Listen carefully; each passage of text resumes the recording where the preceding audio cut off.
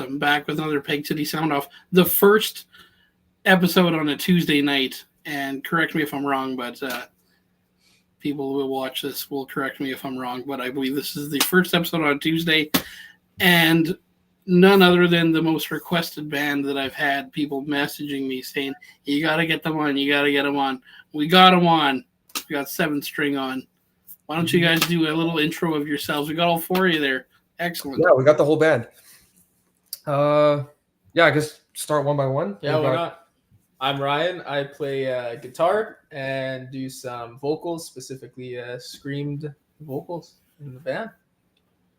My name's Kalen, lead guitarist, frontman, also sing and scream. I'm Sam Peters. I am a professional triangle player, and I dabble in the drums a little bit and vocals. I'm Gavin, and I play bass. Awesome. How did you guys come about? That's a long-winded story. Yeah, I mean, technically speaking, the name and the band started as just kind of like a spoof thing.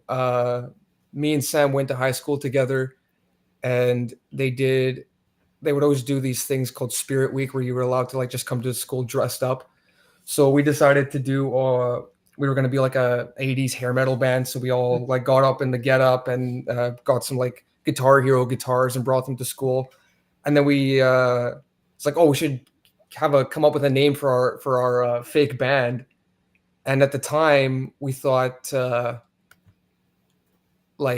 guitars have 6 strings on them. Oh, we should be 7th String. We have 7th String guitars because that's cool and unique. And then little did we find out that 7th-string guitars are actually a thing. Yeah. And then you find out the very first guitar I ever bought was a Flying V 7th-string. So then the name just kind of stuck, and me and Sam started pursuing music more intently after high school, and then we got Ryan to join shortly after that, and then Gavin Lee like last year on bass. So yeah. Awesome.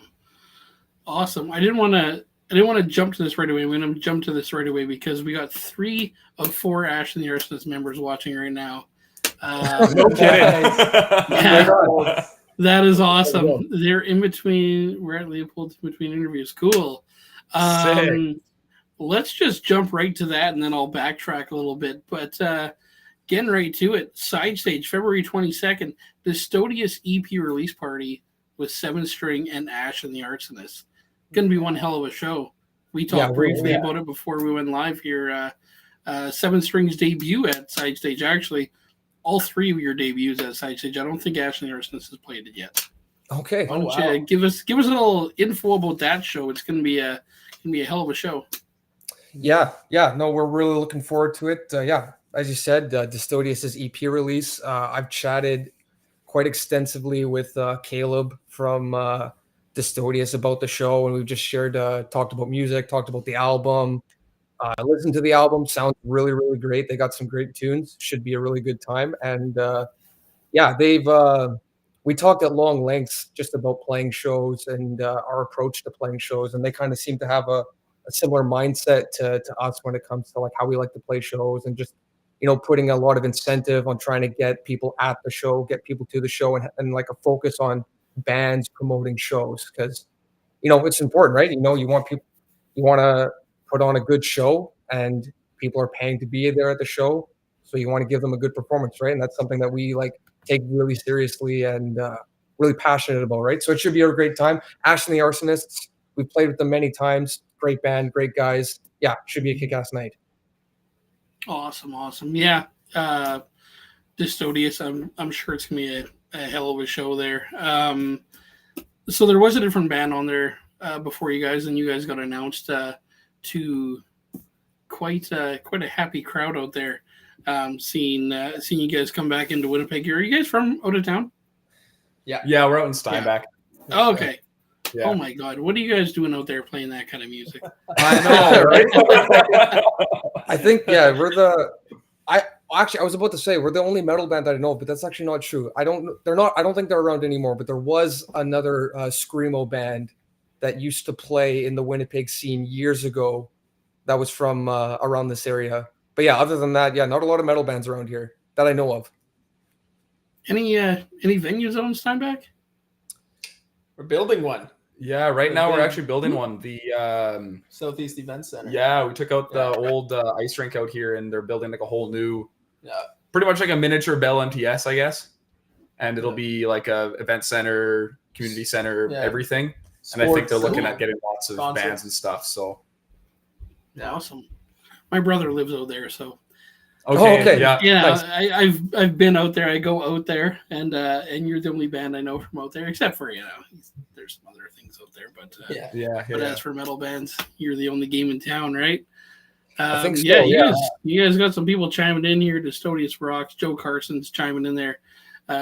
Rhythm sectional for a meal in between interviews. 7thString is an amazing band, favorite band around right now. That's high praise coming from the man Joe Carson there. Yeah. Oh man. The man Thomas Henry as well. 7thString is one of my favorite bands. Excited for this interview. I'll tell you right now, Thomas Henry was one of the guys that was talking to me about getting you guys on, and maybe my first inspiration to reach out. So yeah, that's great to see these people chiming in here. Yeah. Well, yeah, he's been a pretty dedicated fan. So shout out to you, Thomas. Appreciate the support, man. Absolutely. So just kind of bouncing ahead to the next show you got there, May 3rd, side stage again with Goon, who was on. Goon was on here on Sunday actually, with Goon and my boys Pure Entry. Oh, okay, nice, right on. Sweet. Yeah, Goon was just on Sunday. We talked briefly about the show and Pure Entry. My band's been doing the Winnipeg tour with Pure Entry, so had a couple gigs with them lately, and we got one actually coming up the same night as your February 22nd is our EP release party down the street at the Tap House. Your night will end earlier than ours, so I hope you guys make your way down to the Tap House. Yeah, we'll try to rip out there. Absolutely. For sure. I was trying to think of a way to do like a merge ticket where it's like people who come to our show can go to yours, because yours will probably start before ours, and it wasn't going to work. And I'm like, you know what? Hopefully they just come to ours after. But yeah, it'd be a good night. So kind of bounce into your music here. You got an EP out, We the Authors.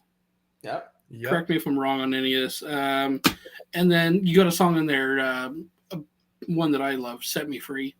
Okay, yeah, it seems to be a classic there. That's for been everybody. our most streamed song, I think. So yeah, that's a good one. How did you guys go about coming up with the EP and writing and stuff? This is the mastermind over here. He does 90% of the work, I'd say. That's before I even joined. Yeah. Most of the songs off that EP are really, really old. We started writing, I'd say 80% of those songs were written in some form or another back in high school, probably like 2017. 2016, 2017. Yeah. We wrote most of those, like The Machines, Burn My Mind, Fight the Flesh. We the Authors was like written in your parents' basement. Yeah, Fight the Flesh, Burn My Mind, and The Machines. Those were all written back in high school. They changed a lot by the time they actually ended up on the album, but the idea and the concept for those are super old. Yeah, We the Authors and Set Me Free are probably the newest songs on that EP. We wrote those after high school. Those were like the first couple songs that we wrote after high school when Ryan joined the band, and we kind of actually got something going, got something together, started putting together a group to actually start playing these songs live. And then, Small World. My dad ended up building a recording studio out near St. Anne, Studio 23. So that's how we got in contact with Jody, met him, started working on recording our album there. And then when did that album come out? We put that out in... That was almost 3 years ago already. 2022, I think. 2022, I think. Yeah. And then we played our very first show at the Bulldog in 2020. And right smack dab in the middle of COVID. Yeah, everyone's around tables, sitting down. Yeah, so that was interesting.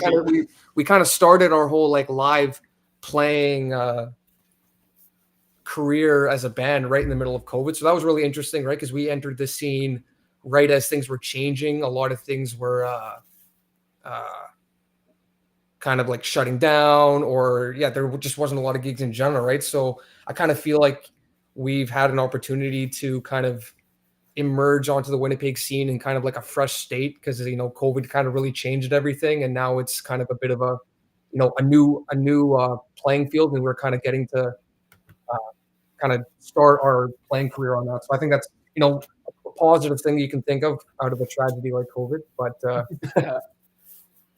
yeah, exactly, and that's something that we've talked about with some bands, kind of what they did through COVID. So you guys emerged in COVID, I guess. So yeah. Pretty good much. For you. Good for you. Good for you. Some bands didn't survive it. You guys started and fought through it. That's great.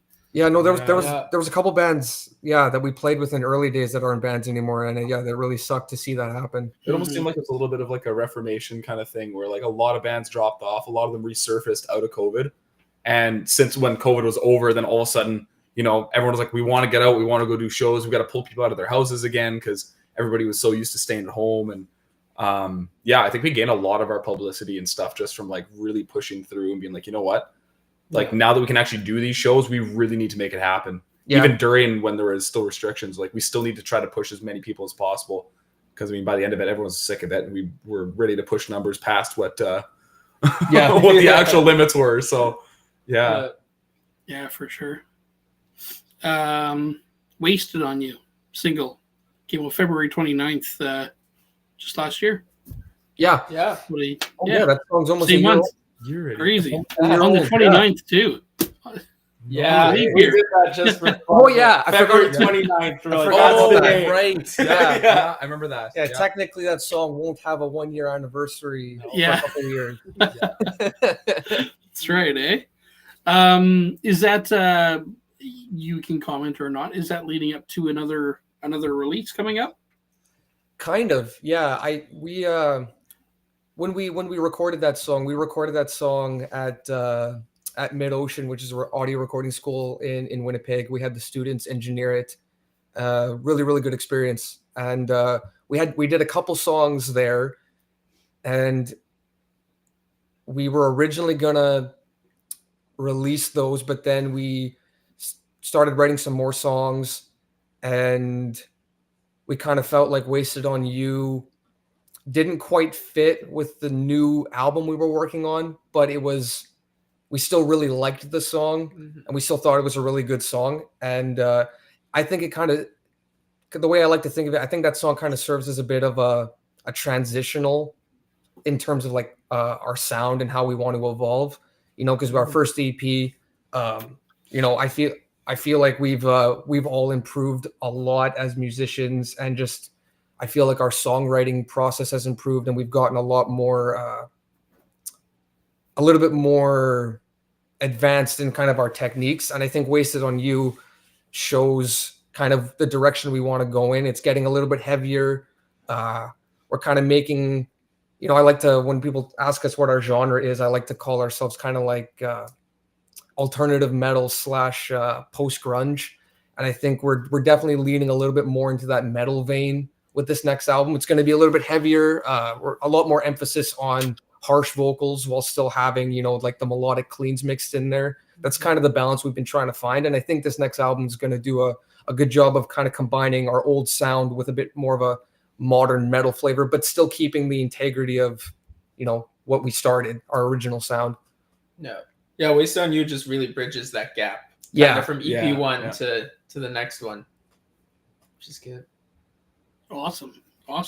Kaylin, kind of directed at you here. I was at the Tapos 2 weeks ago. 2 weeks ago? Yeah, 2 weeks ago. Yeah, I'm just going to say 2 weeks ago. Sounds good. I saw a band there. I couldn't stay long, but I saw a band there that I instantly liked, just like that. And the reason I went that night, I wanted to see them, is because I had seen you working with them. I guess you're an engineer. The band is the Soundoff. Oh, okay. Yeah. I also I work at with the Jody at Studio 23 as an engineer, and then I mixed that single for them. Awesome. Yeah. No, you know what? I heard heard the single. The single came out. I think it came out after that, but I wanted to check that band out because I heard some great things about them, and thought I'm going to go to this. The first song it was just fantastic. And then I don't know if any of them will watch this, or if they are watching this, I did ask them to jump on a bill with my band, but they were busy. But big fan of them right away. So we kind of wanted to just get into the engineering part there. What got you involved in that? Well, again, funny story. It's crazy how things just kind of happen to line up. But when the band started back in high school, we were writing songs. Me and Sam were writing songs, and we're like, well, we need to document this somewhere, right? So I went and bought myself back when Outback Music was still a thing here in Steinbach. I went there, and they had this like little microphone / headset pack that you could buy. It was a little like USB microphone. You could plug it into a laptop. So I bought that. I booted up Audacity on my laptop and just stuck the mic in front of an amp, and we just started recording demos. Sam had an electric drum kit, so we just stuck that straight into the computer. Just really basic raw stuff. But through doing that, making my own demos for the band, I kind of started to be like, oh, I kind of enjoy this. This is kind of fun. I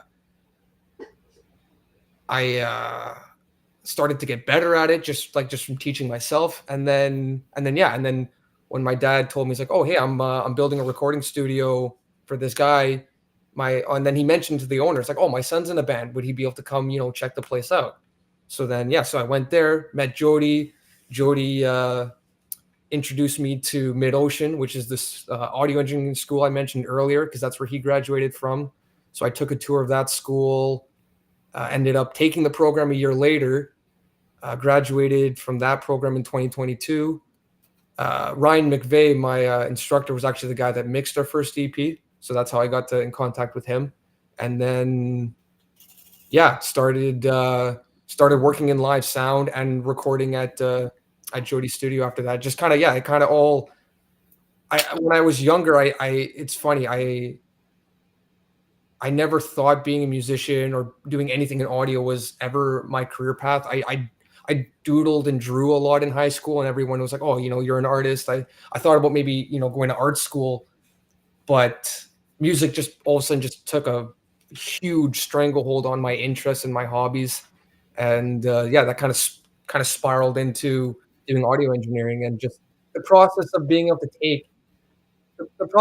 to work with a band, hearing their vision for their song, and then being able to help them take that vision and bring it to an actual song that's been recorded, mixed, and it sounds great. That whole process is just something I really, really enjoy. I enjoy that about as much as I actually enjoy doing the physical work of mixing and engineering. It's just that whole process, right? And I've got to do it with this band, and I've been able to now do it with other bands too. So it's been great. Awesome. And Studio 23. I don't know if anyone actually knows this, or if I should say this yet, but I'll find out if Jody texts me after I say this. But Jody's actually Studio 23 has actually signed on to be the first sponsor of the show. So okay, no kidding. Sweet. that's coming out. I went and saw him 2 weeks ago. I went to the studio. What a beautiful place! Oh yeah. Oh my God! Even just the architecture inside, right, and just everything about it. It was fantastic. And we went out there and we sat with him and talked to him about music and our band and our direction we want to go. And we just had a great talk. And then one thing led to another, and he has signed on to be a sponsor. I believe his sponsorship takes over in May. Yeah. Okay, right on. Sweet. Yeah, so really cool. And then of course I got the never know what to do with these cameras, but the summer festival coming up in July, and I believe he's going to be a sponsor in that as well. I'm not sure what role that will be in, but you can't say enough good things about Studio 23 and Jody just being a great person to talk to about music and just everything. He's got a passion for it too, right? So Yeah, absolutely, he does. Oh yeah. and he's we could sing Jody's praises some more here. He's done a ton for us as well. I know that was something very early on when we started working with him and recording with him that he I don't know, I guess he saw something in the music, and he's done he's been like instrumental in helping us make sure that we, or just he gave us a lot of guidance in or did and still does in what to do and what are the right moves to make and what are the important moves to make, and kind of gave us that basic groundwork of when we were playing our first couple shows, like how to conduct yourself and who to talk to, and just putting that good foot forward when you play a show, that people want you to come back, that the promoters like you, that the promoters want you to come back, that the venues like you and they want you to come back, and just helped us get a lot of shows early on, and kind of helped us get that first foot in the door to make that good impression. So yeah, working with him has been great.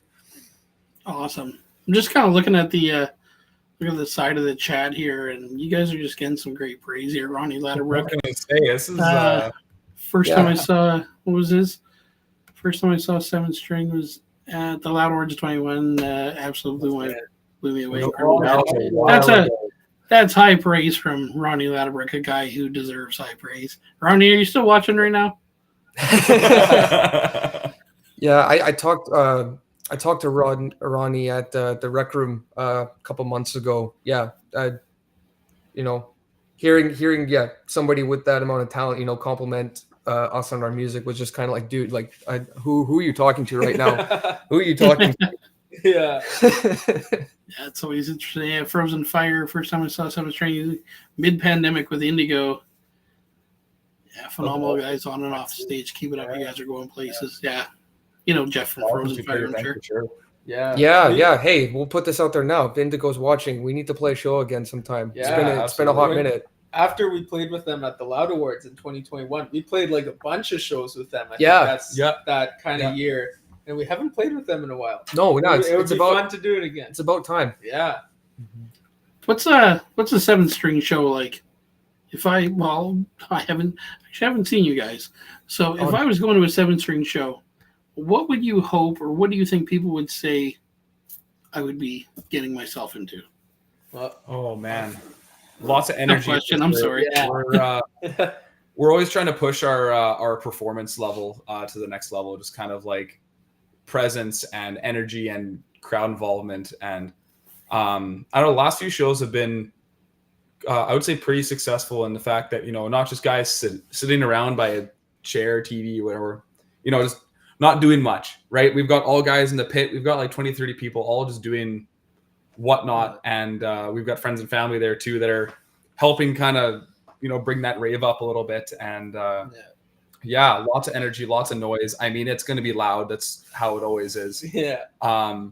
That and yeah, I don't know, professionality. We try to keep it business wise and legit up on stage, and really trying to make sure that the show that we're giving you, that even though tickets are only $10-15, we're trying to give you your full money's worth when you come down and check us out. And we've always got merch set up everywhere. So wanted to come grab a shirt or something. We try to keep our quality of shirts and stuff really high as well. You're not going to be disappointed with what we're giving away there and stuff. I got to put the product placement in there. We're getting there. We've been complimenting our shirts actually quite a bit on the quality that we have. And I mean, I'm pretty picky when it comes to t-shirts, and I love our t-shirts. So, and there's no bias there. Awesome. That, and it seems to be a new trend, I guess, of all of a sudden everybody just wants me to take off my shirts at shows. And this has not been a normal thing except for the last 2-3 shows. All of a sudden you got a crowd of 10-15 people all yelling at me to take my shirt off. No idea who these people are. No idea who started it. But now I'm ended up taking my shirt off because I'm sweaty. I don't know what's going on. I'm busy, right? Like, I'm dehydrated because I always seem to run out of water. So, decision making is at an all-time low, and we're, shirt's coming off a lot. So that's something you can look forward to now. Shirtless Sam is definitely a highlight of the 7thString show. Yeah. And yeah, something Thomas Henry said, I just want to point that out too. Yeah, killer bass. Gavin, he may be quiet here right now, but he's loud on stage. He's been a huge addition to the band, I think, just in terms of just straight up just technical skill. You know, we've He's a prodigy, is what he's trying to say. yeah. Yeah. Yeah, no, we've I feel like or not a lot of love goes to the bass, I feel like, in a lot of genres, but this, especially this next album, there's been a lot of like time and attention spent on the bass, and I think it's gonna show through, and it's gonna be like that next level up. And the live performance too, it's been Awesome. Do you ever feel that there's some bands out there that the most talented person in the band is actually the bass player? Yeah, you're looking at one of them right now. Yeah, if you think the bass is good at our shows, if you put a guitar between this guy's hands, it's something else. I don't know. He's crazy. Oh yeah. Well, I've been playing guitar for about 8 years, probably. I started in, I think, grade 6. My music teacher was looking for something for us to do between like the toddler, what are those things called, xylophones and stuff, and going into an actual band. So we did a year of guitar, and I've just stuck with it since. And I was, for probably 7 of those 8 years, I was just a basement guitarist and never really played shows. So it's really nice to get out into the scene and have fun. Yeah. Awesome. Gavin, you haven't really talked much on this. I'm gonna throw a question your way because I think you might be a gearhead. What kind of bass you got? I've got an Ibanez something. Honestly, I'm not much of a gearhead. Okay. Like I'll get a guitar. All my guitars have been at garage sales and stuff. Like I'm really not a big. For me, it's the music that matters. I think. I don't know. That's just what I try and tell myself. It keeps my wallet happy. You know what? Yeah. Gosh, right. Yeah. The moment you start buying expensive gear, you know what? There's something to be said about like I've played some $500 guitars that sounded and played far above the $5,000 guitars, but there's a certain sweet spot of like once you get to a certain level, it's like that one Corner Gas episode where they talk about bumping up into a new wine bracket. That it's true. There are certain things that once you try something that's a little bit above what you're used to, it's like, oh dang it. If you didn't know we were a Canadian band, you do now. Yeah. Corner Gas reference. Yeah. Yeah, that does it, right? Yeah, that does it. Yeah. You kind of touched on merch a little bit there. How great your shirts are, and you know what? That is a big thing. Merch has come a long way from even just shirts, and now people are doing like hot sauces and stuff. And to be honest with you, I got a Northern Royals package here that I had from the giveaway. We had a merch giveaway it was actually the Arsonist to end the year. We had a merch giveaway for anyone who commented in there, got merch. And actually Caleb from Distodius won the Northern Royals one. So I still got that. I'm actually going to see Caleb tomorrow. So I got to take him. But I opened the Northern Royals merch here. There's a bag. It's all in a bag. And I pull out, there's a CD, there's a tape. I love to see the comeback of the tape. There's a calendar, there's hot sauce. It's just, merch is coming a long way. What do you guys got for merch out there? We're working on it right now. Right now, all we've got are shirts and stickers. CDs. And CDs, yeah. Always CDs, yeah. Yeah, but no, right now, this year, we've been focusing a lot on what we want to actually sell, what's worth putting our money into, and what's people actually want. So, I mean, anybody in the chat right now, throw out something that you really want that's 7-string style, or what you think other people are going to want. I know a few of the things we've been looking into are like jet tags and patches. That's a big thing for a lot of people. And I guess little things like that, the little trinkets and stuff when you don't want to dish out $25 for a shirt or whatever. If you've got $5-10 and you can get a patch or a sticker or something like that, those little things go a long way. Yeah, patches. I don't know how much of a demand there is for that, but I know that that's something that for me, I love patches. Even if people don't want it, we're gonna make them. It's not something I've seen a whole lot of local bands do, is have just patches that you can sew onto your battle vest, right? So I'm like, that'd be something that'd be super cool. Hoodies is also something that we've had a lot of requests for, and is in the works. Hopefully having some hoodies soon. while it's still cold. But I mean, it's Canada, right? You wear hoodies all year. Really, right? Yeah. Yeah. Awesome. Yeah. Sorry, I got a little cheat sheet here, just kind of bringing up things. No What worries. of the venues you've played? This isn't on my list. Of the venues you've played, what is your? Do you have a dream venue in Winnipeg to play?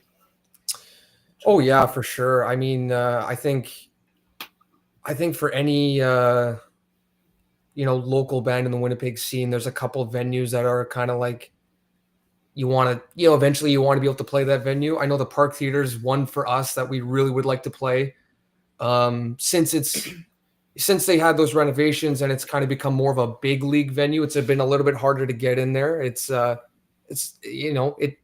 pack that place, you got to bring a lot of people. But that's definitely something that we want to do. Eventually we want to play the Park. I mean, playing the Burt would be fantastic. That would be, even if it was just an opening slot for like a bigger touring band that was coming through the city, that would be amazing. That's something that we're, looking into and trying to see if we can't snag something. Because I know Exomirta, they opened up for I forget which band it was, but they played the Burt a couple years ago, and I'm like, man, that's cool. I'd love to do that.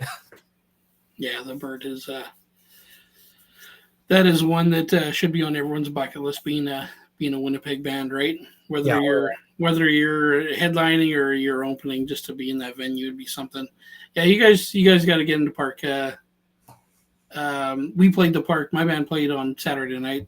Okay. And, yeah, I know what you mean by packing it, right? I walked out when no one was in there, and I did have a little post on my own personal page about playing in the city and kind of playing the dream venues you wanted, and the Park Theater was one on our list, and walking out on stage to an empty place and looking out there, it's like, oh my God, I don't think we're gonna have this many people here. So it's a big place to play, but the stage is great, the sound is great, the hospitality is great there, just a great venue. And yeah, the new renos there, like since they blew that wall out of there, oh my God, amazing. It's the best. The Park is by far my favorite venue in the city at the moment to see a show at, I'd say, just in terms of just like the experience and the sound. It's definitely my go-to venue for like some of the bigger metal touring bands that come through. They usually play the Park, and it's always a good time. That pit, we what band did we see? We saw Fit for a King. Fit for a King, Wage War. Yeah, Fit for a King, Wage War. Wage War. Yeah, that was a fantastic show. That pit was amazing. Yeah. Awesome. There's a big metal fest coming up there soon, actually. Yes. May. Yeah. I didn't hear about that. Manitoba Metal Fest, I believe. Yeah. Oh yeah. That should be a good one. Someone said, Exomirta opened for the Cult. Okay. Yes. That's What a show. Exomirta is actually just speaking of them. They're playing at the Summerfest I got coming up. Yes, I saw that. Yeah, I'm really looking forward to that.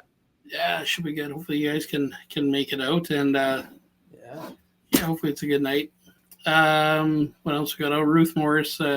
Ruth Morris is determined to pack the Park Theater for you guys, apparently. So I'm down. Okay. Right on. Sounds good. Let's do it. Awesome. Maybe EP release show at the Park. Maybe. There you go. Small, maybe, but maybe.